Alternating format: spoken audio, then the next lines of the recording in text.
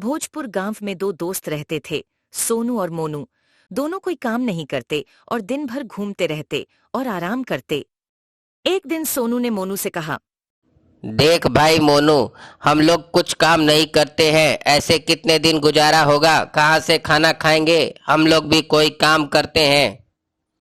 मोनू ने जवाब दिया, तुम ठीक कहते हो भाई, लेकिन हम लोग काम कौन सा करें? हम लोग के पास तो पैसे भी नहीं है कि हम लोग कोई धंधा पानी खोल ले। आखिर पैसे कहाँ से आएंगे? सोनू ने मोनू से कहा, देखो भाई, गांव में एक साधु बाबा रहते हैं जो बहुत अच्छे हैं। वो हमारी बहुत जरूर मदद करेंगे। चलो उन्हीं के पास चलते हैं, वही बताएंगे। दोनों सोनू और मोनू साधु बाबा के पास पहुंचते हैं और कहते हैं, बाबा बाबा, हम लोग के पास कोई काम नहीं है, हम लोग दिन भर बैठे रहते हैं। कृपया कोई उपाय बताएं ताकि हम लोग भी कोई काम कर सके और अपना गुजारा कर सके। तो फिर साधु बाबा ने कहा, इसमें कौन सी बड़ी बात है? जाओ, मेहनत करो, मजदूरी करो और पैसा कमाओ। जब पैसे हो जाए तो कोई अपना धंधा पानी कर लेना। इसमें कौन सी बड़ी बात है? तभी मोनू ने कहा, नहीं बाबा, कोई ऐसा उपाय बताइए जिसमें हम लोग को मेहनत ही ना करना पड़े और आराम से हम लोग पैसा कमा सके। तो फिर साधु बाबा ने कहा, बिना मेहनत का फल नहीं मिलता, लेकिन जाओ, मैं तुम्हें एक जादुई ठेला देता हूँ और इस ठेले से तुम जितना सब्जी मांगोगे उतनी सब्जी मिलेगी और इसे तुम दुकान लगाओ और अपना धंधा पानी करो। लेकिन ध्यान रखना, लालच मत करना। लालच करोगे तो इस ठेले का प्रभाव खत्म हो जाएगा। देखते देखते बाबा ने एक जादुई ठेला प्रकट किया और सोनू मोनू को दे दिया।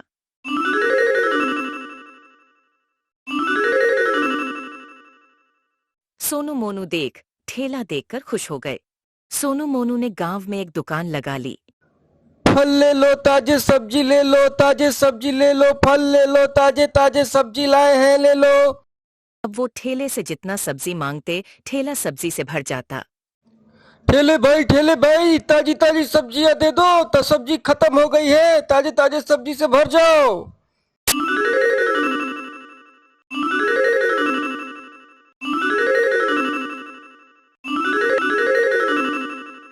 इस तरह वो खुशी खुशी जीने लगे। अब सोनू और मोनू ने अच्छा घर ले लिया।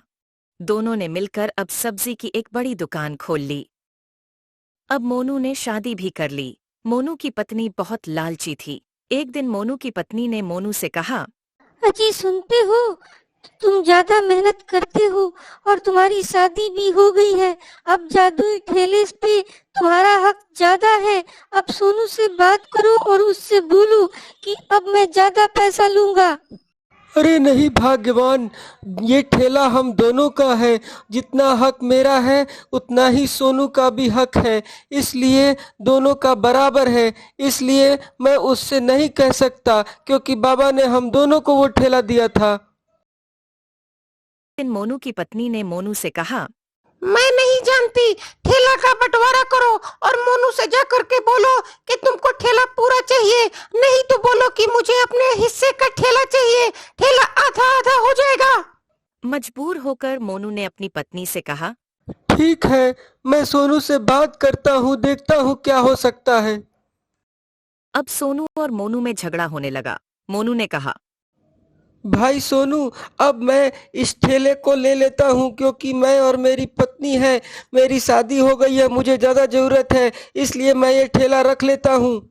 सोनू ने कहा, अरे भाई, कैसी बात करते हो? ये ठेला तो हम दोनों भाई का है, मिलजुल कर कमाएंगे और खाएंगे, इसमें क्या दिक्कत है? मोनू ने कहा, नहीं, मैं नहीं जानता, मुझे ये ठेला पूरा चाहिए, नहीं तो ठेले का मेरा वाला हिस्सा मुझे दे दो, मुझे आधा हिस्सा ठेला का दे दो। सोनू ने कहा, अरे भाई, ये ठेला हम लोग कैसे बांटेंगे? ये बताओ, तुम कैसी बात कर रहे हो? तुम तो मेरे दोस्त हो। हाँ, कैसी बात कर रहे हो दोस्त? मोनू ने कहा, ठीक है भाई, मेरे को आधा ठेला दे दो, मैं आधा काट के ठेला ले लेता हूँ, मैं नहीं जानता, मुझे चाहिए। सोनू ने कहा, तुम्हें ऐसी बातें करता देख मैं बहुत दुखी हूँ। ठीक है, तुम्हारी जैसी मर्जी। अंत में दोनों ने मिलकर ठेले को बीच से काट दिया और एक एक हिस्सा ले लिया। ठेले को काटते ही ठेले का जादू खत्म हो गया। ठेले भाई ढेर सारी ताजी ताजी सब्जियां दो, मुझे अच्छी अच्छी सब्जियां ला के दो। मोनू ने जैसे ही ठेले से सब्जी मांगी, कुछ नहीं हुआ। अरे ठेले का जादू लगता है खत्म हो गया। ये मैंने क्या कर दिया, इस ठेले को काट दिया। अब तो मैं क्या करूंगा, मैं गरीब हो जाऊंगा। अपनी गलती का एहसास होने लगा।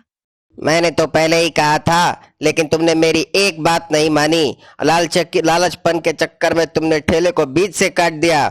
चलो अब बाबा के पास फिर से चलते हैं। दोनों फिर से बाबा के पास अपना अपना ठेला लेकर गए। बाबा के पास जाकर मोनू ने रोते हुए कहा, बाबा लालच में आकर मैंने ठेले को बीच से काट दिया। अब मैं बहुत पछता रहा हूँ। कृपया इस ठेले को पहले जैसा प्लीज कर दीजिए। कृपया इसको पहले जैसा कर दीजिए। मोनू की बात सुनकर बाबा ने कहा, मैंने तुम लोगों से कहा था कि कभी लालच मत करना, लेकिन तुम लोगों ने मेरी बात नहीं मानी। अब तुम्हारा ये ठेला खराब हो चुका है, इसका प्रभाव भी खत्म हो गया है। जाओ, अब तुम लोग के पास पछताने के अलावा और कुछ नहीं है। जाओ यहाँ से, मैं कुछ नहीं कर सकता।